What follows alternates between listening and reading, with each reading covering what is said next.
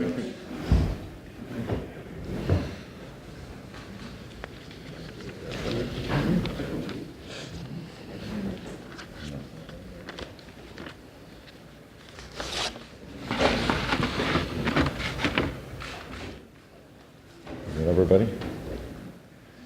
Okay, great. Again, good afternoon. This is a great day for increased economic growth and job creation in the state of Illinois, basing it upon the latest technology in communications and wireless internet service. Today, we are signing Senate Bill 1451, which will bring ultra-fast 5G wireless technology and much greater economic growth to the state of Illinois. 5G and smart cities investments are expected to create nearly 100,000 new Illinois jobs and bring in nearly $9 billion in new investment across our state over the next 7 years. Demand for wireless communication services is expected to grow 5-fold in the next 5 years. This is an extraordinary economic growth opportunity for the people of Illinois.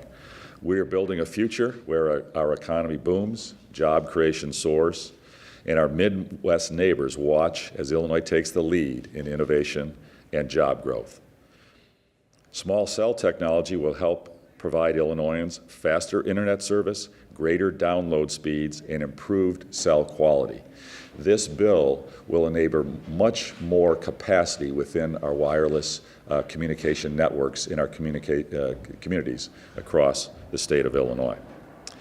It will help provide faster speeds as well as improve overall call quality. It will help improve wireless service areas, especially in areas where large cell towers are not the best solution. These cell towers are going to be small and flexible in terms of where they can be positioned, and they can be down at street level, right on signs and posts, right inside communities, inside neighborhoods, so it's much more flexible. And we're streamlining and simplifying the process for approving these cell locations, but we're still retaining the authority for local communities to zone and approve specific technology coming into our communities. So it's a balance between streamlining consistency, but also maintaining some level of local control and aesthetics, quality, et cetera. 12 other states have taken similar action, so we're ahead of 38 states around the nation. Illinois is a leader in this, and this legislation sends a strong signal that we are competitive in Illinois and we're open for business and we want significant new investment in the technology sector. So many of the new technologies that are being developed in America and around the world today are dependent upon improved wireless internet speeds and greater communication efficiency. This will enable those investments not only in communications but in a cross-section wide variety of industries. So this is a major positive step. I'd like to commend the bipartisan work of members of the General Assembly. Democrats and Republicans came together to get this bill negotiated. Wasn't easy, a lot of trade-offs, a lot of negotiations, but we got it done, and I commend the members of the General Assembly, and I'd like to commend leaders in the business community as well as our elected officials at the local level who've all come together to cooperate and get this important piece of legislation to the finish line, and we're excited to sign this bill today. With that, I'd like to turn it over to some of our other guests who are here, and we'll start off with Todd Meisch, the head of the Illinois Chamber of Commerce. Thank you, Governor. Thank you. Well, I'm here first and foremost to say thank you very much to the Governor for signing this piece of legislation today. It is incredibly important, but also to the bipartisan group of legislators, many of which are here today, but had really broad support and a contentious issue a little bit. But at the end of the day, innovation and the jobs of tomorrow really won out, we think, in this process. And again, I'd say that as somebody who's part of the process a lot, and I think a lot of the people who are engaged and legislators themselves see this as a real example of the fact that bipartisanship can work. We know there are a lot of battles, whether it be over the budgets and revenues and that sort of thing, but here's a great example of how both Democrats and Republicans can come together to do something that is going to spur innovation, help especially small businesses grow in the state of Illinois, and not just in the central business district of Chicago. This is a victory for Mattoon, Illinois. This is a victory for the manufacturer in Wakanda, Illinois. Because these are a lot of places in the state of Illinois that without certainty of investment, it makes it really hard to go ahead and attract that investment. There's a huge competition for investment across the state, across the United States. So dollars that could be spent in Mattoon, Wakanda, pick your location, there are dozens and dozens of communities across the nation that want that same investment. So the fact that the governor here and the legislators have given us a regulatory certainty that's balanced, that is really going to facilitate investments across the state of Illinois when they may not have been made without this regulatory certainty.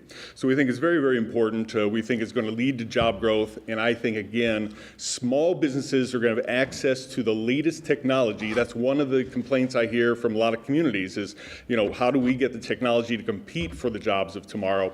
This legislation is incredibly important in really lifting them up so they can be on a level playing field and compete. And again, I'll say one more time, bipartisan cooperation. It can work, it does work, it worked here, and it worked for the economy for the state of Illinois. So thank you very much. I'm going to turn over to Mark Denzler, my colleague with the Illinois Manufacturers. Today is a win for Illinois manufacturers and job creators in the state. Technology supports and drives innovation. Most of us cannot imagine life before the smartphone.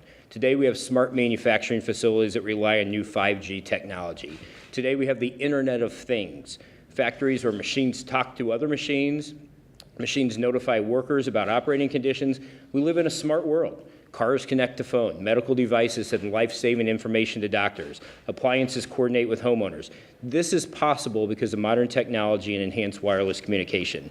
The new law signed by the governor today will allow these innovative and life-changing technologies to be developed in Illinois manufacturing companies. Again, we applaud the governor and lawmakers from both sides of the aisle who recognize that today's manufacturing sector and much of our economy is technology-driven. Advances are continuing at a dizzying pace today, and Illinois has to either keep up or risk falling further behind. The new law will keep Illinois on the leading edge, leading to more job growth and a better environment for our businesses and residents. Thank you. Now I'll turn it over to Rob Carr with Retail Merchants. Retail is perhaps the most dynamic of the sectors because we are 100% customer facing.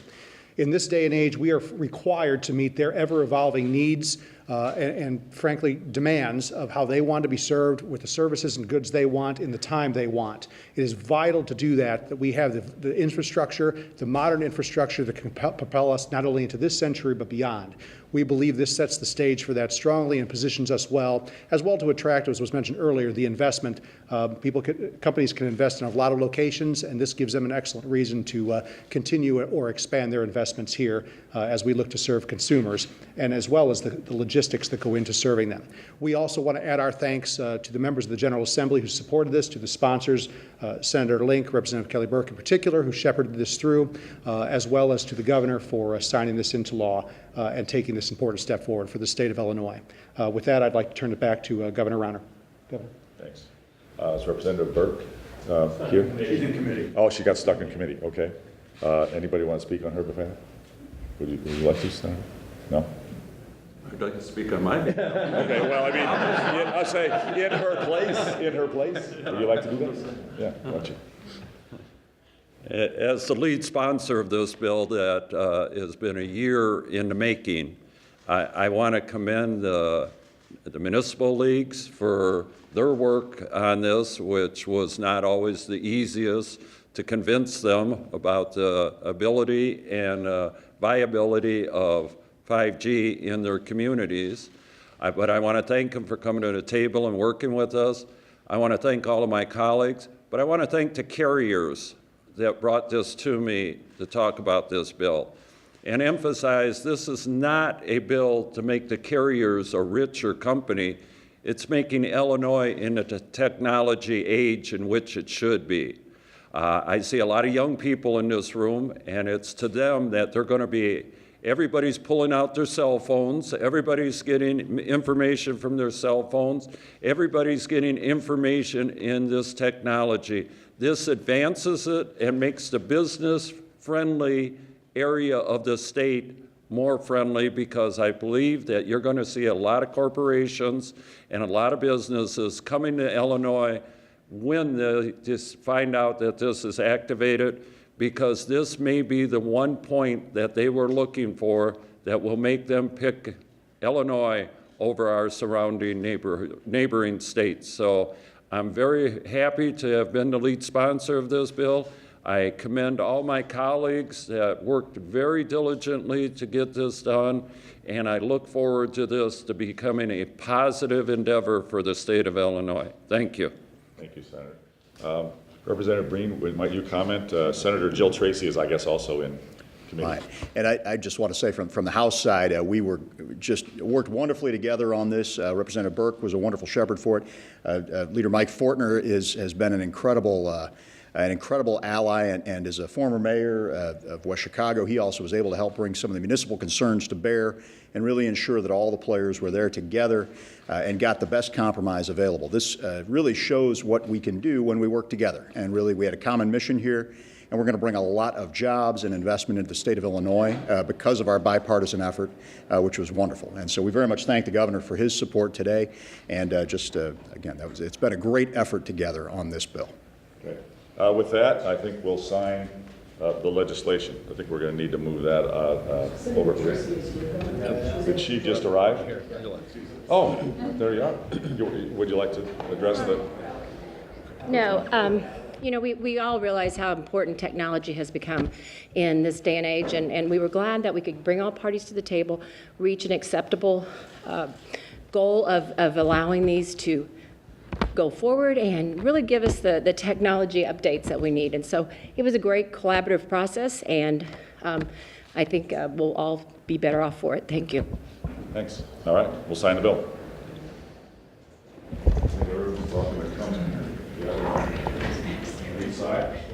Excuse me. Mike?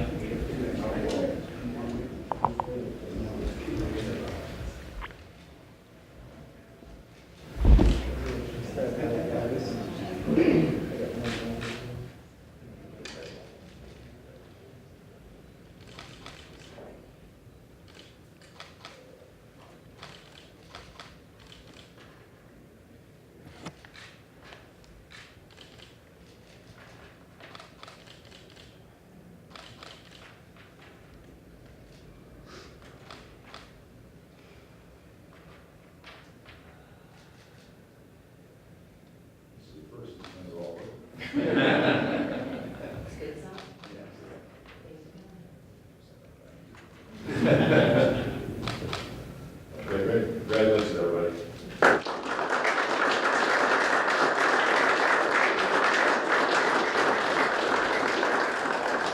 Great team effort, great bipartisan effort. Thanks very much. All right. For the media, The governor of Iowa, a bunch of other governors are in Washington today, taking the pleas of these farmers to the president and trying to persuade him to reconsider. Why didn't you go there, and would you pledge today to reach out, make a call or something to represent Illinois farmers to the president in his? we have already reached out to Congress. We've already reached out to those in the White House to remind them that a trade war hurts American jobs significantly. No one wins a trade war, and Illinois stands to lose significantly. Our farmers, particularly soybeans, hogs, other farm products. Illinois is a major exporter of agriculture goods, and agriculture is the foundation of our economy. So we've expressed our concern, and I hope and believe that the administration is listening to those concerns. But it even goes beyond farmers. We have many companies that are major exporters of manufactured goods and equipment, like Caterpillar and John Deere and others. And a trade war could hurt them as well. So we've got to be thoughtful about this, and we've expressed our concerns. Governor, what do you think of what lawmakers released yesterday about Governor Greitens in Missouri? I have to say, I am deeply troubled by now there's been an investigation, and the investigation has brought forth some very disturbing, terrible behavior, apparently, and now Republicans as well as Democrats in Missouri have called for the governor to step down in the best interest of Missourians, and that seems like a reasonable request. Do you agree with them? I agree with them. Governor, the budget process The Senate President called you hypocritical today for accepting the revenue estimate using the tax increase that you vetoed and continue to run against in the upcoming campaign. Is it hypocritical to spend that money at the same time and say it's money that you really don't want? Absolutely not. What I've tied everything to is reform, structural change. I vetoed the tax hike because there were no reforms with it whatsoever. I vetoed the budget because even after the tax hike, it was still out of balance. We're still running billions of dollars of a deficit. This is fiscal irresponsibility at its worst, and I have fought against this for 3 years. This has been going on in Illinois for probably as long as any of you have been in the media.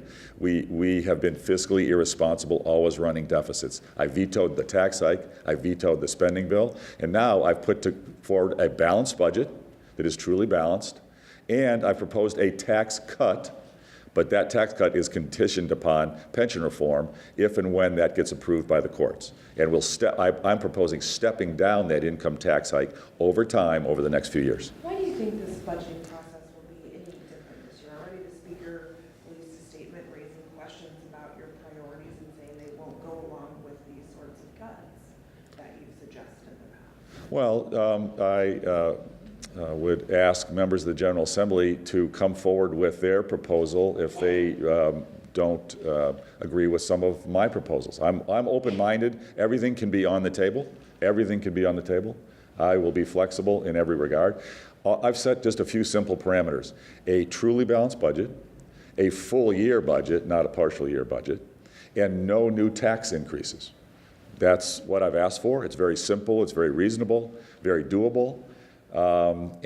Today, there was some, I heard that when some came out to speak with you, there was some political hyperbole. I mean, that's, it's the nature of the process. But today we achieved two really good things. We got everybody to agree to name their budget tiers, the members of the General Assembly who are going to negotiate the next year's fiscal budget. That's great. And we've agreed that we'll actually certify a revenue number so we can have something to work from. That hasn't been done in years. That's the law. That's what we should do. Let's agree on a revenue number, and we got the leaders to agree to do that. So that was good progress today. There doesn't seem to be a lot of say that revenue number should include the money from the tax hike that you impose. Why not propose a budget that doesn't include that extra revenue? I've proposed many ideas. I've proposed a balanced budget with reforms and a tax cut to reduce the tax burden over time. What about specifically the revenue? Your tax cut was much smaller than what's... Yeah, and exactly, and we're going to roll the income tax hike down over time. That's my recommendation. If they don't want to do... It doesn't include that money now. I've proposed, if members of the General Assembly, unfortunately you don't get a voice in that, but if members of the General Assembly would like to propose a different budget, I'm open-minded. I would love to have further cuts today and an even lower income tax burden today. That would be great. The reason I put forward the proposal that I did is there were indications from the General Assembly that they weren't going to do significant cuts now, so I didn't put some of the cuts that might be better on the table yet. But I'd be happy to do them if the General Assembly would support those. That would be great. We could even reduce the income tax faster. Can you make some of those cuts today? It's up to the General Assembly. I've laid out my budget. I hope that you've highlighted it to your listeners and readers. Very clear in our budget, and it's balanced.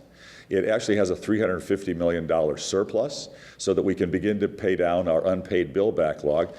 The budget that got passed last summer over my veto, and with a tax hike over my veto, is out of balance, and our unpaid bills are still climbing since that tax hike.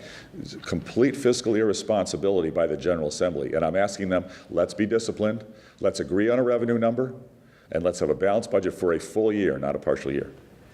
There doesn't seem to be a lot of support in the General Assembly for this cost shift idea. Without that, does your budget fall apart? Are there alternatives that you've heard at this point?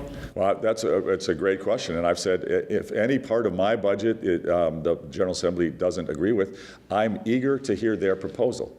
I've laid out a balanced budget. I'm open-minded. Everything's on the table for me. Balanced budget, no new taxes, and a full year.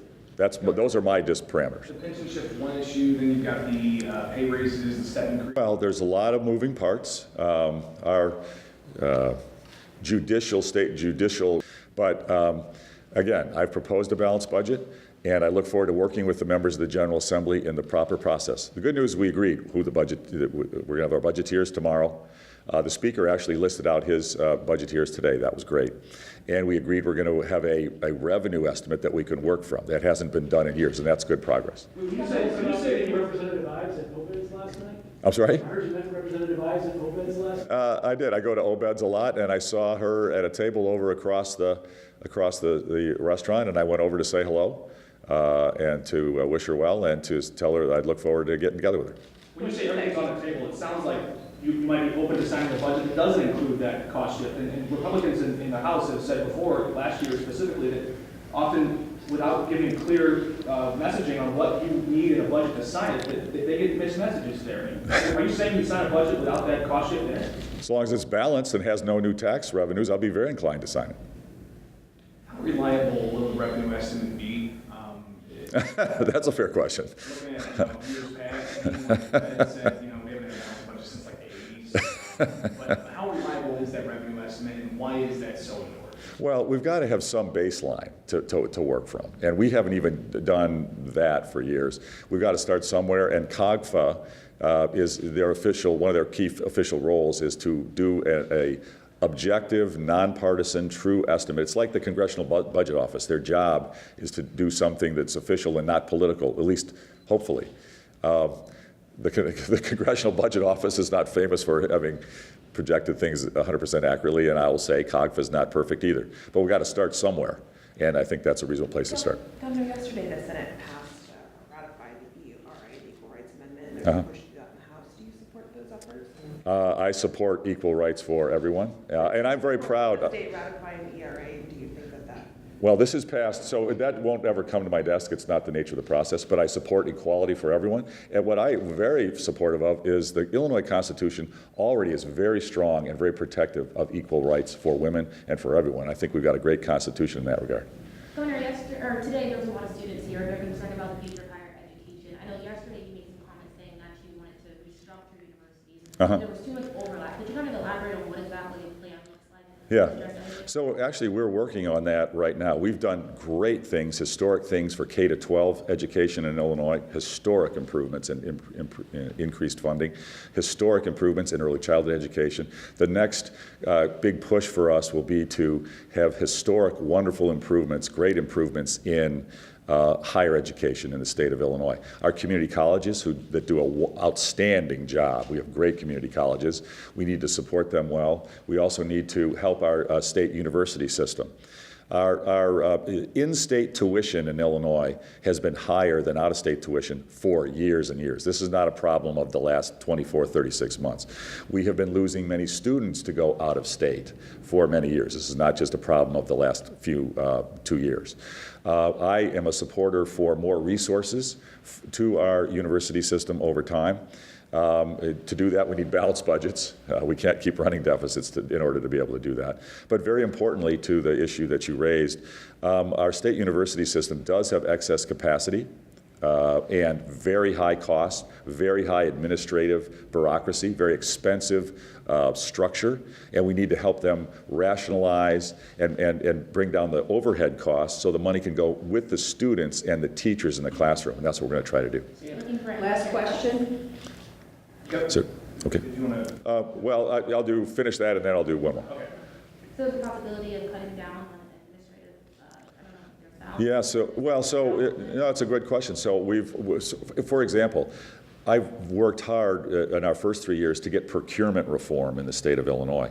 We got some procurement reform, not nearly enough, but procurement reform, and I signed that bill. It was done on a bipartisan basis at the University of Illinois because I believe the estimate was procurement reform will save our state university system about $50 million. So unfortunately, our state universities suffer from the same problems that our state government suffers from. Heavy work rule restrictions, heavy pension costs, heavy layers of bureaucracy, inflexible work rules, and we need to help them get out of that overhead, and that's what we're working on.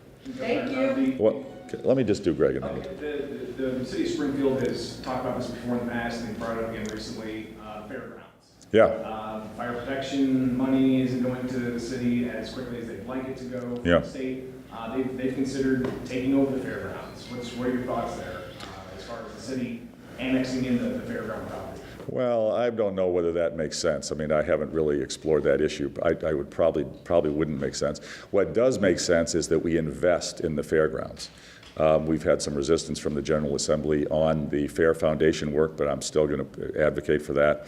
And we put $30 million in our proposed budget to fund fairground improvements, because it's so important to supporting our farm families, supporting our agriculture exports, and also supporting tourism in the state of Illinois. So I do want to invest more in the fairgrounds. Thanks, everybody. Thank you all. How's the grandson? Granddaughter. Or granddaughter, I'm sorry, She's granddaughter. terrific. Thanks for asking.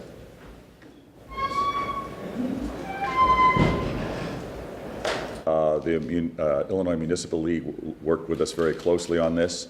We've come together. Most communities support it, and we believe this is a good step in the right direction. And it is a compromise. It's not perfect, but it does keep local control of a specific approval of technology at the local level, and we think it's a very important step in the right direction. Should public utilities have been treated differently than just, some smaller 10,000 person town that doesn't have a public utility system like CWLP here in Springfield? Well, I think every community we want to treat equitably. The big thing is we need to create incentives to make sure this technology comes into all of our communities across the sizes and around the state of Illinois. Without some standardization, without some streamlining of the process, we could have Illinois be way behind other states in terms of attracting 5G technology and investment. This is billions of dollars of investment coming to Illinois. And if other states get ahead of us in terms of streamlining and efficiency in the process, we could lose out on tens of thousands of jobs and expanding our tax base. So this is a very important step. It is a compromise. It's not perfect, but it's a very important positive step.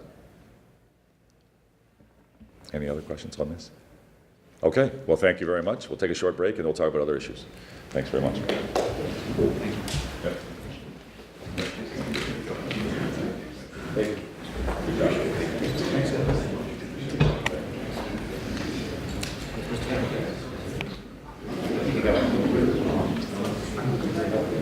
Yeah, grab a pen, anybody who wants to get a memento. Thank you very much. Thank you. Thanks so much, Kevin. Yep, thank you. Pen was in Yep. Congratulations on the great job. Oh, thank you. I appreciate that. Yeah.